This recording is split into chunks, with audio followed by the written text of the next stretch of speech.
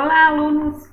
Vamos então para a nossa sexta aula, nossa segunda aula então de hoje, né? Hoje, 4 não, de maio, é o dia do Star Wars. Não sei se você sabe, né? May the Fourth be with you, né? Faz uma relação com May 4th. Então, que a força esteja com vocês, tá certo? Por isso que estou aqui a caráter. Não estou com minhas coisas de cosplay, está em outra cidade que eu moro. Ou morava, né?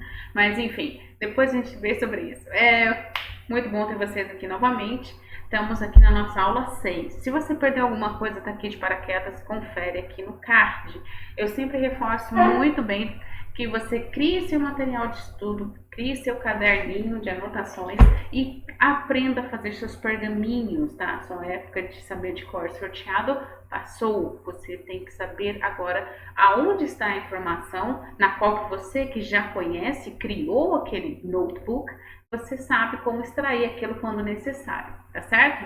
Logicamente que acontece situações que você trabalha tanto com esse tema no dia a dia, que você já tem ele no seu sangue, né, intrínseco.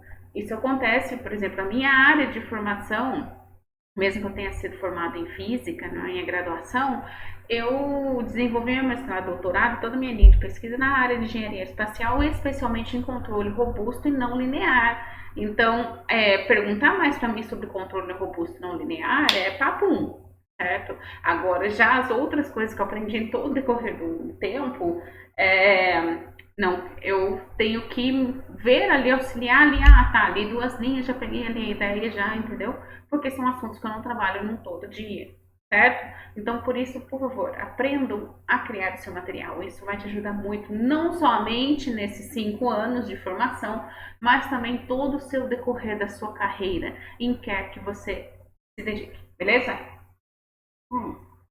Vamos lá então, né? Que a gente precisa de um chá, vamos lá, né? Nossa aula de hoje, continuando o tema de cinemática e rotação, vamos ver 2 tópicos. Tem um dos tópicos que faltou mostrar para vocês, eu estou fatiando esse mamute enorme desse tema de cinemática e rotação em vários pedacinhos, né? E faltou um tópico ali interessante para a gente abordar já em alguns exercícios também, a dinâmica de rotação de um eixo fixo e depois exercícios, tá certo? Bora malhar. Bom, a dinâmica de rotação de um eixo fixo, bom, olha lá, da mesma forma que a rotação é causada por um agente externo. Lógico, por supuesto, essa bola de beisebol aqui, ela só vai rotacionar se tem um efeito externo. Você dá um spin nela, né? Tanto uma bola de futebol, whatever, certo? E ainda vou te dar um spoiler, tem uma parte da física aqui que mexe com essa parte de rotação, a parte de inércia, torque, etc., que liga com esportes, artes marciais, principalmente. Não sei, creio que vocês não sabem, mas eu fiz 10 anos de artes marciais, de boxe chinês, e tem alguns documentários muito legais que falam a relação ali de energia, força, torque, momento de inércia, que você encontra nas artes marciais. Tá? Depois a gente conversa sobre isso, é um dos temas que vou desenvolver nas próximas aulas, vocês vão gostar muito, mas vamos voltar aqui para o tópico, né? Então, a rotação é causada por um agente externo produzido por uma força. Consideremos um corpo rígido rodando com velocidade angular W, certo? Já sabem, já estão ligados que velocidade angular é W, certo? S'il vous plaît, mon chéri. Vamos lá. Em torno de um eixo fixo O, conforme mostra a figura ali abaixo. Existe uma força F aplicada a uma distância R do eixo, certo? Existe uma força F aplicada a uma distância R do eixo fixo, correto? Queremos encontrar o trabalho realizado por essa força. Como se encontra? Bom, let's go! Aqui vai ser uma junção de vários temas que vocês já viram em decorrer de toda a Física 1 e Física 2. Vocês estão ligados, né, que cada pedacinho da sua construção de conhecimento você vai juntá-lo num enorme grande quebra-cabeça. Tá? A parte da física que vai mudar um pouquinho mais radicalmente é talvez a termologia, óptica, nem sei se vocês têm ópticas, e aí muda um pouquinho, não acompanha tanto da Física 1.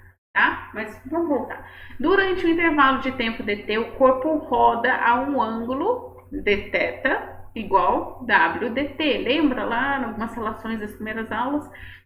De modo que o ponto fixo especificado pelo vetor RT percorrerá uma distância ΔS, certo? E o trabalho realizado pela força F é dado por, bom, do inglês work, dW é igual força vezes ΔS. Lembrando, isso já desde o ensino médio, para que exista trabalho, há que haver um deslocamento, senão não há trabalho de uma força.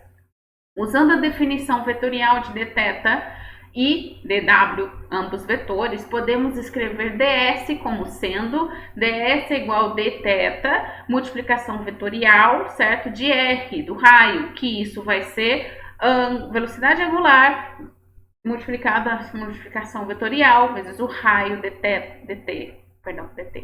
E assim, simplificando, dw, trabalho, é a força, tudo ambos aqui vetor, vezes, aqui já não é vetor, é uma multiplicação normal, certo? Abre parênteses e aqui uma multiplicação vetorial de w e r dt. E o que acontece com isso? Bom, entretanto, como f, essa expressão aqui, f, w, multiplicação vetorial r, é igual a menos w, r, multiplicação vetorial f, podemos escrever a potência fornecida pela força como sendo, potência é trabalho por tempo, variação do trabalho por dt de tempo, né? W vai ser igual, então, àquela expressão inicialzinha. Para que o trabalho ou potência não seja nulo, F deve ter uma componente paralela ds e, consequentemente, perpendicular a R. Comparando com o movimento translacional, vemos que W faz o papel de V e trabalho é igual a R, multiplicação vetorial, vezes F. E se você lembrar lá no trabalho linear, você vai ter essa relação, tá? Faz o papel da força. Trabalho, esse tal aqui, né? Esse tal aqui nem é trabalho, esse tal é denominado de torque, como a gente viu em algumas aulas passadas, da força F em relação ao ponto O, certo? Bom, vamos a seguir encontrar uma relação entre o torque e alfa. Alfa é o que mesmo? Velocidade, é aceleração angular, certo? Que seja correspondente à segunda lei de Newton. Já vimos que energia cinética, né, angular, é igual a meio de I W quadrado. Lembra aulas passadas aqui? Portanto, potência é o que? Derivação, né, da energia cinética sobre dt, variação da energia cinética sobre dt, que é igual a d de dt, e aqui eu tenho o valor aqui, né, certo, da energia cinética angular, e assim eu tenho que quem que vai estar variando aqui é a nossa velocidade angular no tempo. E aqui sim, essa expressão nós vamos ter a relação passada atrás, correto? Relacionada ao torque, correto aqui? Que a gente vai ter então W, velocidade angular, vezes o torque. Logo, o torque é momento de inércia vezes velocidade angular. Foi o que a gente viu nas aulas passadas. Só estou reforçando um pouquinho mais, porque isso às vezes pode ficar meio ruimzinho. No caso de várias forças, né, sempre imaginando várias forças produzindo vários torques, escrevemos a somatória. Tá? Por que várias forças, professora? Bom, porque geralmente quando você trabalha com corpos rígidos, são várias forças atuando em vários pontos daquele corpo rígido. Tá? Não necessariamente é quando eu faço a bola, tá, que eu menosprezo e considero só uma força, né, um torque ali atuando, uma força, né, mas aqui ele considera em vários pontinhos, uma somatória, certo? Bom, vamos lá então. Com a aplicação direta desta lei de rotação, por isso que eu trouxe ela para vocês, porque vamos analisar aqui a máquina de Atwood. Vocês, creio que já ouviram falar sobre ela no ensino médio, né? Vocês esbarraram ela por algum momento. Então, aqui tem uma aplicação direta dessa lei de rotação aqui de um eixo fixo. Vamos considerar o seguinte exemplo. Uma corda de densidade linear de massa lambda, tá? Está enrolada em uma roldana, aqui essa é uma roldana, se alguém não sabe se é uma roldana, de massa m e raio r, certo? A rodana tem massa m e o raio dessa rodana é r. O e pode rodar livremente em torno de um eixo, como mostra aqui a figura. O momento de inércia da roldana é esse valor aqui, momento de inércia igual a meio emissão R ao quadrado, ok? Agora, o que ele quer desenvolver com essa ideia? Se um comprimento L0 está inicialmente desenrolado, que é a situação aqui, a gente tem um comprimento de corda, né? L0 está inicialmente desenrolado e a velocidade angular W0, o início dessa velocidade angular é nula, qual será a aceleração e a velocidade da corda como a função de L? Ou seja, você tem, não sei se você já viu uma roldana, enquanto você tem ela em um certo momento, bem raro até, você tem ela ali em equilíbrio, de repente ela desce, certo? Qualquer totozinho que você dá, ela já desce ali e volta para outro estado. Então, essa aqui ele quer saber qual que vai ser então a aceleração e a velocidade em função de L, certo? Por que em função de L? Esse L vai depois variar de acordo com o peso que você vai colocar ali, correto? Mas é por isso que ele quer fazer em função de L. Vamos lá, nessa situação a massa pendente é M entre parênteses de L, que é igual a lambda vezes L. E a segunda lei de Newton para a corda, qual que era a segunda lei de Newton? Não sei se você lembra isso na parte linear. A segunda lei de Newton é que força igual a massa vezes aceleração, certo? Então, nós temos aqui massa vezes aceleração é igual às forças atuantes, é a somatória das forças atuantes naquilo, para obter esse equilíbrio, tá? Então, aqui eu tenho força vezes massa, massa vezes aceleração, perdão, igual a massa vezes gravidade menos o T. O que é esse T? Esse T não é torque, isso aqui é o T da tração da corda. Lembra máquinas de aturde, polia simples? Você tem uma tração. E aqui substituindo valores, M em lambda L vezes A igual lambda L vezes G, porque esse daqui vai ser a gravidade atuando, certo? É o peso ali, menos a tração. O torque realizado pela corda sobre a polia é dado por tal igual a R vezes T. De modo que R vezes T é igual a momento de inércia inicial, né? Vezes alfa, que é igual ao momento de inércia inicial, dW por dt, porque a aceleração é a variação da velocidade pelo tempo, certo? Por outro lado, como a corda não desliza sobre a roldana, podemos escrever V igual a RW, aquela relação da velocidade linear com a velocidade angular. E a aceleração linear igual a R vezes aceleração angular. Assim, substituindo valores, chegamos aqui que o torque é massa, emissão vezes A dividido por 2. Substituindo esse resultado na equação para a corda, certo? A equação da corda, né? Substituindo ali em resultados, nós vamos ter o quê? Por que o resultado da corda, né? Porque ele quer saber a equação da corda, lembra? Ele quer saber qual equação que eu posso ter para essa corda. Então, vamos lá. A aceleração linear é o que? Lambda L vezes gravidade dividido por lambda L mais emissão dividido por 2. Para o cálculo da velocidade, fazemos, né, como a gente tem aqui, né, dv dt, aceleração, e aqui eu faço aqui esse cálculo aqui, essa simplificação para ter dl sobre dt, porque aqui eu vou deixar tudo, né, em d. Temos então v dv por dl igual a meio dv ao quadrado dl, que vai dar toda essa expressão. E aqui a gente chega então a alguma integral, né? Porque L de L0 a L, a corda varia de L0, certo? Ela tem aqui um comprimento inicial e ela chega num comprimento também final chamado L, correto? E aqui você tem a expressão, toda essa formuleta enorme, a expressão aqui para um resultado. Este resultado mostra que se emissão é igual a zero, a corda está em queda livre, certo? Se não tem massa ali, a corda...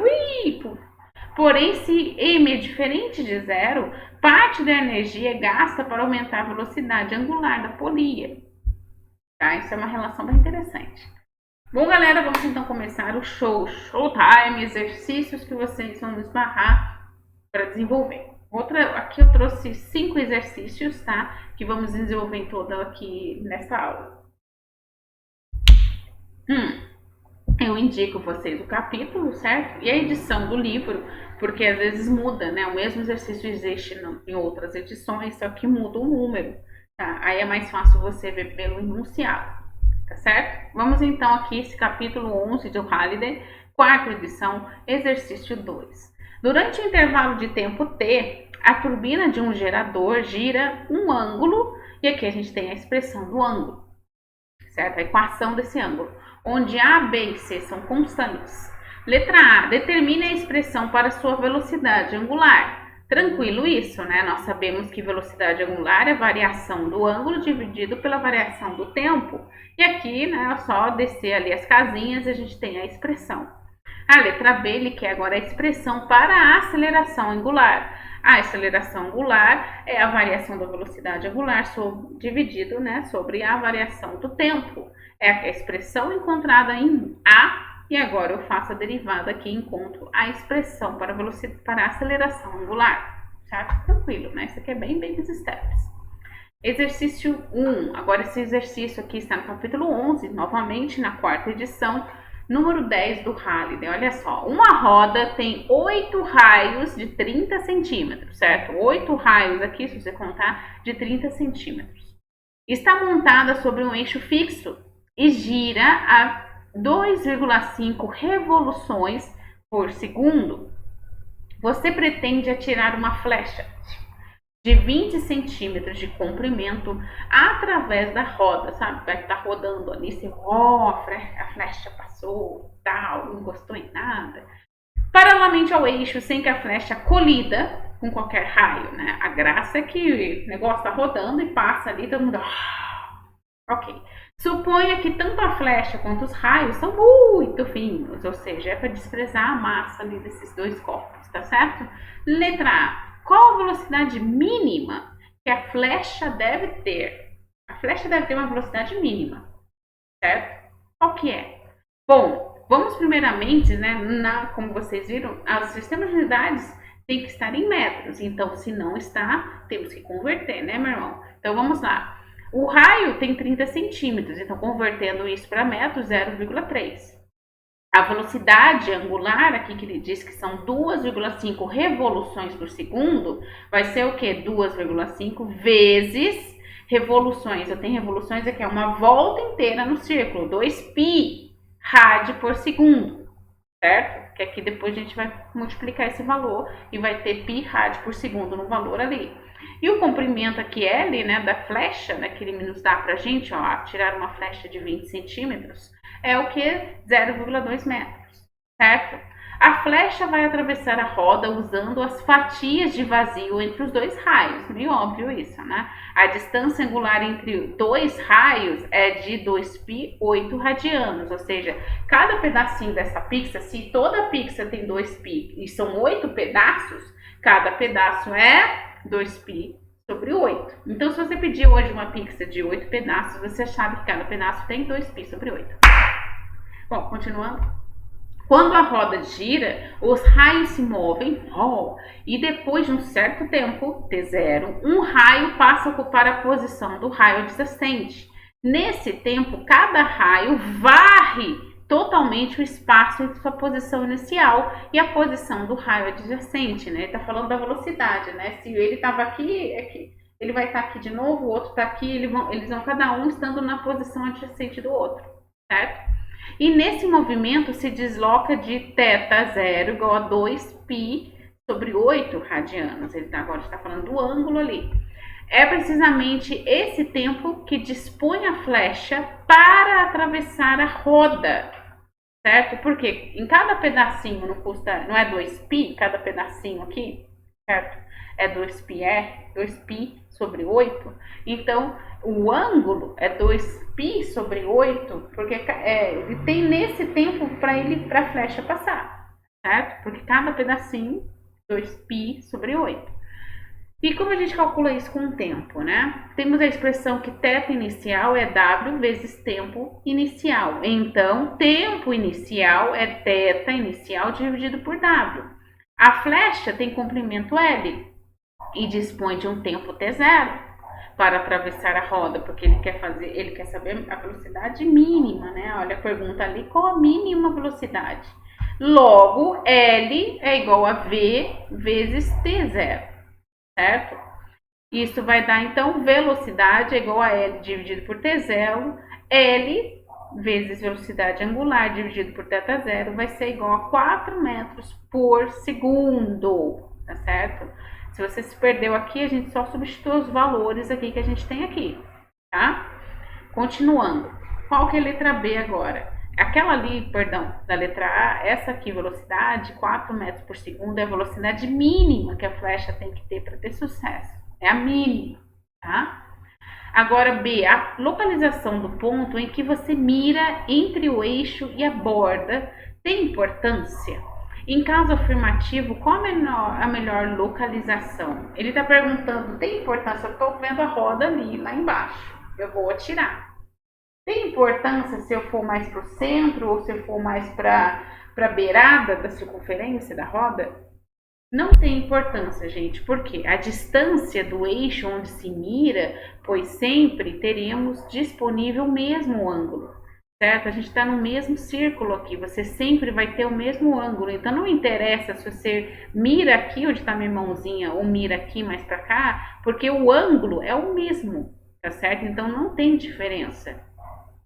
Que mais? Se perto da borda dispormos de um espaço linear maior, mas a velocidade linear da roda também será maior. Se mirarmos perto do eixo, que é o centro, teremos um espaço linear menor, porque se afina é a pontinha ali da pizza, né? Mas a velocidade linear da roda também é menor, certo? São grandezas diretamente proporcionais. Você talvez pense, se eu for mais pela borda, pensa na borda da pizza ali com catupiry.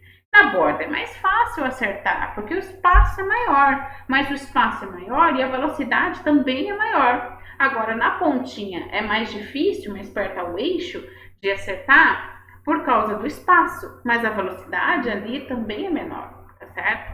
Então, em suma, a velocidade angular é a mesma para todos os pontos ali daquela roda, tá certo? Seja a dificuldade, vai ser a mesma, tanto se o cara acertou perto do eixo, ou se acertou ali na circunferência, bem ali na área mais externa, tá certo? Tranquilo? Interessante isso, vai olhar pixels diferente? Então vamos lá. Exercício 2. Bom, novamente é capítulo 11, vocês estão vendo que a gente está bem infiltrado no capítulo 11 aqui do Hadley Core Televisão.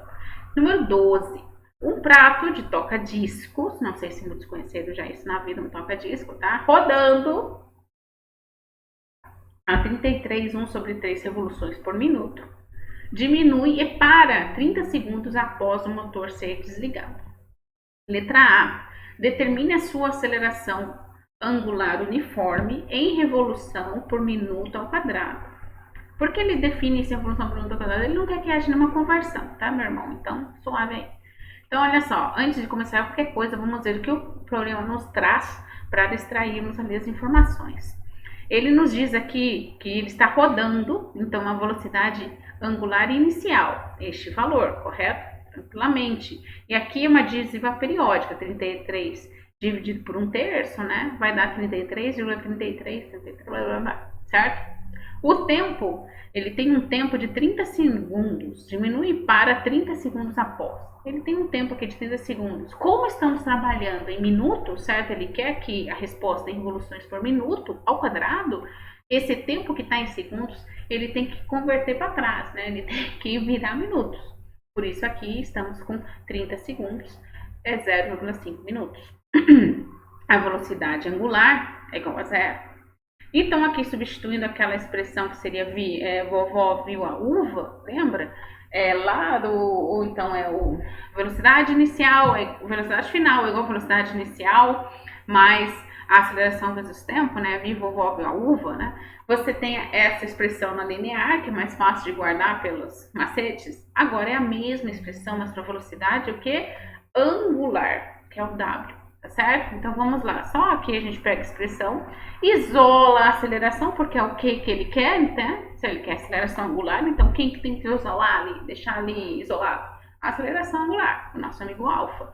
E colocando os valores aqui, porque a velocidade final é 0, porque ele para, ele diminui e para, ou seja, o final, a velocidade final angular dele é 0, porque ele parou, tá? Então aqui substituindo valores, certo? Vai dar uma aceleração negativa, não se percam nos sinais, de 66,66 revoluções por minuto quadrado. Número 1 temos.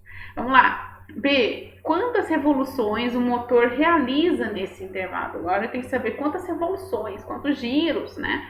Vai ter. Aqui a gente tem a expressão θ é igual à velocidade angular inicial vezes o tempo mais a aceleração t ao quadrado dividido por 2. Essa daqui é o sorvetão, certo?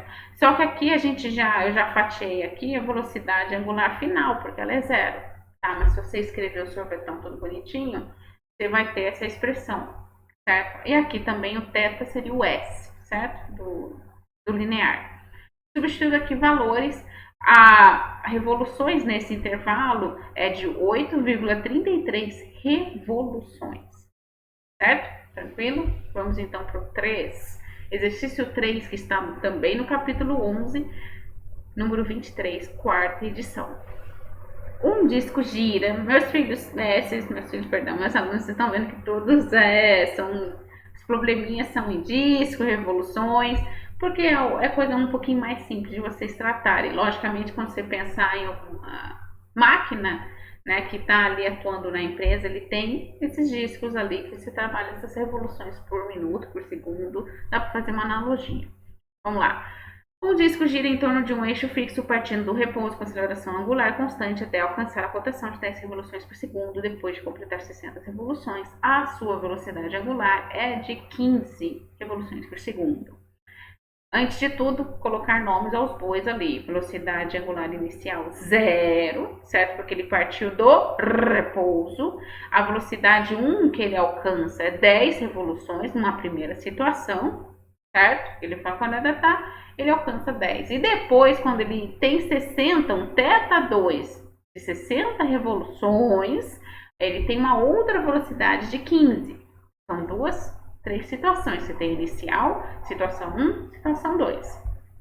Letra A. Calcule a aceleração angular. Aqui, novamente, das expressões que são passadas ali do linear, temos a relação, né, de W. Lembra Torricelli? Aqui é a relação de Torricelli para aceleração angular, certo? É a Torricelli angular, que é W ao quadrado, né, velocidade angular ao quadrado final, certo? Igual velocidade inicial ao quadrado mais 2 vezes a aceleração, θ, tá? Aqui a gente vai usar a velocidade de 2, certo? Porque é a final que ele alcança depois, certo? Em 60 revoluções.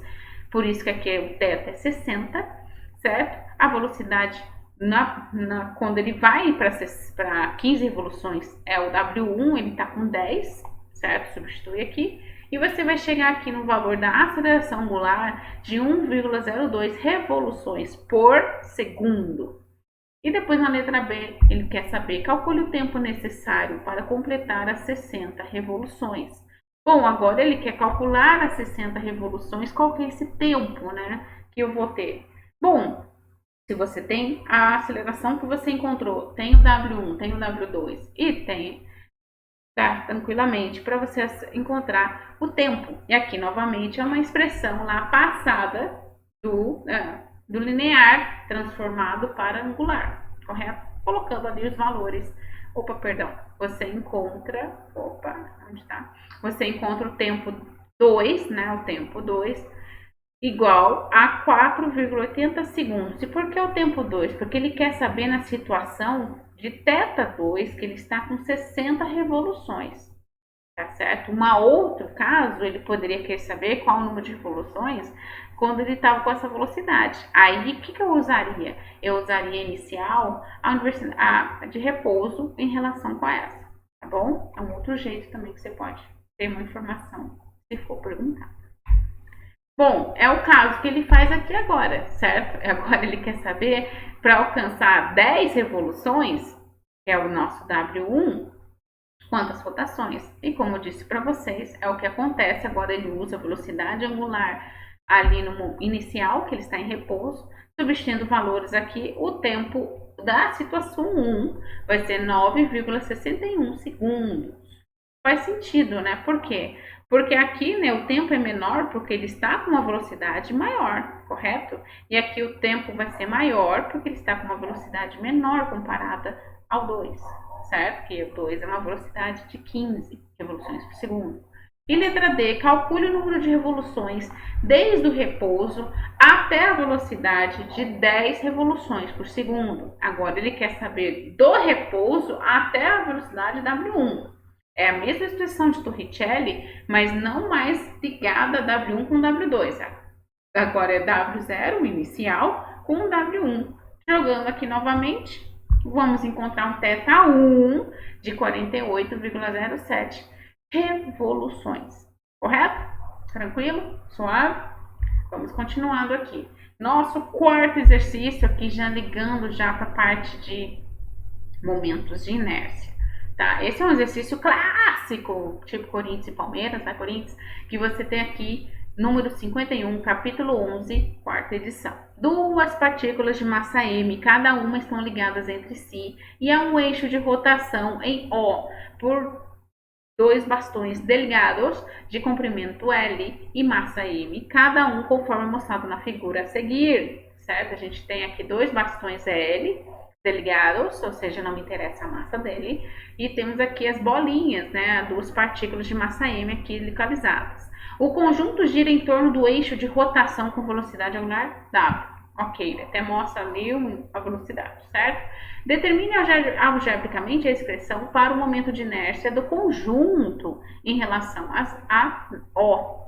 Já foi calculado anteriormente em que o momento de inércia de um bastão fino, lembra, na aula passada, de massa M comprimento L, em relação ao eixo perpendicular ao bastão que passa pelo centro, lembra? Na aula passada eu mostrei, está aqui no card, ele tem que passar pelo centro. Que aí você vale ml ao quadrado dividido por 12. Só ir lá conferir. Tá? Por outro lado, também a gente tem aqui o teorema dos eixos paralelos, que diz que se a distância entre os dois eixos for h, a massa do corpo for m e o momento de inércia ali no centro de massa for o seu momento de inércia em relação ao eixo que passa pelo centro de massa, teremos um momento de inércia mencionado, que foi como nasceu a expressão que também está na aula passada do teorema dos eixos paralelos. Correto? Então, é bem tranquilo com a situação aqui que a gente tem. Vamos, então, calcular o momento de inércia de cada um componente desse conjunto. Momento de inércia 1, que é o momento de inércia da partícula mais afastada, ou seja, dessa partícula aqui que está mais distante aqui, correto? Vamos lá. Momento de inércia 1 vai ser mzão vezes L sobre 2 ao quadrado. Por que 2L? Aqui, ó, o comprimento aqui é o eixo. Esse eixo é perpendicular. Lembra ali no desenho ali, técnico ali, que você às vezes matava a aula? Viu como você usa os símbolos? Então, vamos voltar. L sobre 2 ao quadrado igual a 4ml ao quadrado. Achou o momento de inércia da partícula mais afastada, certo? Aí 1. Agora a gente vai fazer o momento de inércia, né, do bastão mais afastado, e 2. A distância do centro de massa desse bastão até o vale, né, ali, né, aquele eixo, vale 3L sobre 2. Aqui, o momento aqui do centro de massa desse bastão mais afastado. E aqui, jogando novamente, e 2ml ao quadrado dividido por 12, mais aqui a gente tem a outra expressão, igual a 28 dividido por 12 ml ao quadrado. Certo? Aqui a gente utiliza o quê? Utiliza o teorema praticamente dos eixos paralelos. E 3, momento de inércia da partícula mais próxima, agora essa partícula aqui mais próxima, mais pertinho aqui do eixo. Novamente, como uma partícula afastada, mas agora a distância só vai ser L, então vai ser ml ao quadrado. E depois, I4 para terminar, momento de inércia do bastão mais próximo, ou seja, agora a gente está nesse bastão aqui mais próximo ao eixo, o I4.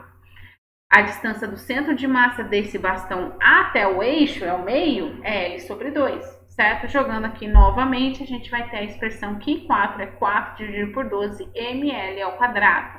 Finalmente, o momento de inércia do corpo todo, você viu que fatiamos ali igual o Jack Stripador, cada pedacinho daquela barra, da massinha, considerando ali o momento de inércia de cada pedacinho. Agora vai ser a soma de todos esses I4, né? I1, I2, I3 e I4 que foi calculado. colocando aqui os valores, por isso que deixou tudo na base de 12 para facilitar o cálculo. O momento total vai ser I igual a 5 ml ao quadrado mais 8 dividido por 3, Mzão L ao quadrado. Lembrando que é Mzão porque eu estou precisando da massa toda, certo? Das duas massinhas.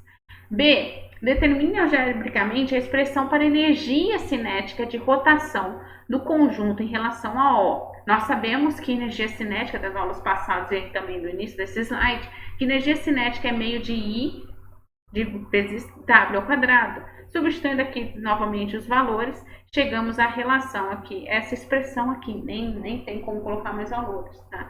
Geralmente não vai ter muitos números, né? Geralmente é deixar ali indicado e colocar uma coisa na outra, certo? Bom, para terminar aqui, nosso aula com exercícios, temos o exercício 5, que ele está no capítulo 11 também, no número 73, na quarta edição. Aqui trabalhando também com máquina Tuot, que foi um dos últimos temas que a gente abordou ainda nessa aula, certo? Olha só o que está acontecendo aqui.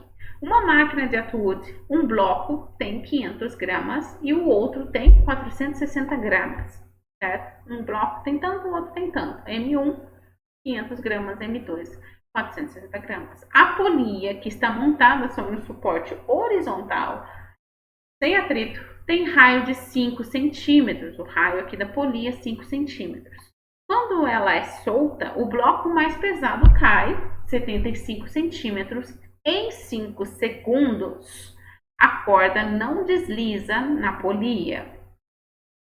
Letra A. Qual a aceleração de cada bloco? Qual a aceleração de cada bloco? Lembra ali naquelas formuletas lá que você fazia no ensino médio, no cursinho, whatever, ou na física 1 mesmo, que você colocava lá, desenhava as forças que estavam atuando. Aqui é a mesma situação, vamos descrever as forças que estão atuando, correto? Eu tenho a força 1, porque está em cima do bloco 1, tenho a tração 1, porque é referente ao bloco 1, e tenho o peso de 1, porque é a massa do bloquinho 1. A mesma coisa, tem agora tudo referente ao bloco 2, correto? Bom, antes de tudo, colocando ali todas as informações que o enunciado nos traz, a massa, que aqui eu já converto para quilos, porque a física trabalha com quilos, né? A outra massa 2 também convertida para quilos, o raio, que está em centímetros, converto para metros, a velocidade inicial é igual a zero, certo? Ela é uma velocidade inicial igual a zero. Vamos ver aqui que ele diz aqui, a polia está montada sem atrito no raio. Quando é solta, ou seja, ela estava em repouso. Quando, tá? Então, por isso a velocidade linear é o V0, é igual a zero. A altura aqui, né, que ele fala aqui pra gente, é de 75 centímetros, 0,75 metros, e o tempo é 5 segundos, correto? Então, vamos lá, a altura aqui, né, o H é igual a V0t mais a aceleração t ao quadrado dividido por 2. Aqui nessa expressão, novamente, encontramos que a aceleração é 2 vezes h dividido por 2. A aceleração vai ser, desse bloco, né, de cada bloco, 0,6 metros por segundo ao quadrado. Agora a letra B. Qual a tensão da corda que suporta o bloco mais pesado? Ou seja, ele quer saber a tensão, a tração ou tensão, que você também pode ouvir, do bloco 2, né? Que é o mais pesado, correto? O mais pesado aqui é o 2? Não, nem o 2, né? É o 1, perdão, 500 gramas, é o 1, meio quilo. O 1 é o mais pesado, certo? Bom, olha só. Peso de 1 mais tração de 1 é igual a massa vezes aceleração. Certo? Isso que nos diz ali na relação da segunda lei de Newton, correto? Só que nessa situação, certo? O peso e a tração estão em sentidos opostos, por isso que não é menos, fica mais aqui, tirando aqui a parte vetorial, certo? Então vai ser peso menos tração igual a massa 1 do bloquinho vezes aceleração. Substituindo os valores, isolando a tração, que a gente quer encontrar a tração, que é a tensão da corda do bloco mais pesado, isolando o T1 e colocando os valores aqui, né? Lembrando que peso é massa vezes aceleração, certo? Então, você vai ter o valor de 4,87 newtons. Aqui ele ainda faz o charme de isolar aqui a massa e tal, mas aqui foi só um charminho, pode chegar lá e jogar os valores. Letra C, qual a tensão na corda que suporta o bloco mais leve? Qual que é o bloco mais leve? É o bloco 2, certo? Mesmo que ele seja maior aqui, ele é o mais leve, ele tem 460 gramas, 0,86 quilos. Como que é a tensão agora nele? A mesma relação utilizada, certo? Agora, só que aqui, só um cuidado aqui, que aqui quem que ordena aqui no início não vai ser o peso, vai ser o T, certo? Tá vendo aqui a tração, a tensão 2, menos o peso 2 igual a massa 2 vezes a aceleração. A mesma coisa colocando os valores aqui, a tração ou tensão 2 do bloquinho mais leve é 4,93 newtons. E na letra D, para completar, nós temos também que encontrar qual a aceleração angular da polia. A aceleração linear, qual que era a relação? A gente tem aqui a aceleração linear, o Azinho bonitinho. Ele quer saber a aceleração angular, o alfa. A relação que a gente tem nas aulas passadas, a aceleração linear é igual a aceleração angular vezes o raio. Substituindo valores, isolando o alfa, que é o que nós queremos, nós encontramos 1,2 rádio por segundo ao quadrado. Certo? E na letra E, creio que é para terminar aqui, você quer saber qual que é o momento de inércia, né? Já mexi com um monte de coisa, qual que é o momento de inércia? Momento de inércia aqui, temos que torque é igual I vezes aceleração angular. Nós sabemos aqui da relação de torque, torque vai ser força 1 do bloquinho 1 vezes o raio ali, que vai ser a distância, a gente vai trocar ali o R por outra coisa, não, o raio da polia mesmo.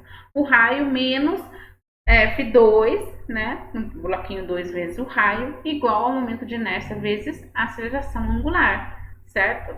Então, substituindo aqui valores, isolando o momento de inércia, aquele que quer ser encontrado, e colocando os valores aqui, chegamos a esse valor bem pequeno, quilogramas metro quadrado, tá certo? Bom, galera, foi isso nossa aula, tá? Eu espero que vocês tenham visto ali, façam suas anotações, pega ali o material, tá? Assiste as aulas, né? Tô vendo que muitos não estão assistindo, isso não é muito bom para vocês, não tentem acumular as coisas. Na próxima aula vamos ter nosso Meet, tá certo? Eu vou soltar já ali o link nos avisos para que a gente tenha um Meet, tá certo? Lembrando que vai ter uma lista de chamada, tá? Vai ser aproximadamente 2 aulas diretas, vamos ver como isso rola, né? Não vai ser algo tão maçante também, ou 2, ou 1 hora e meia, whatever, mas vamos ter nosso meeting, tá? Vamos desenvolver um novo tema, ainda no cinemática cotação, talvez eu fale da parte dos esportes, e também alguns exercícios vamos trabalhar, tá? E também é um momento de eu falar oi, como vai, tudo bem, como vocês estão e conhecê-los, tá certo? Muito obrigada, tá? Muito obrigada. E até a próxima.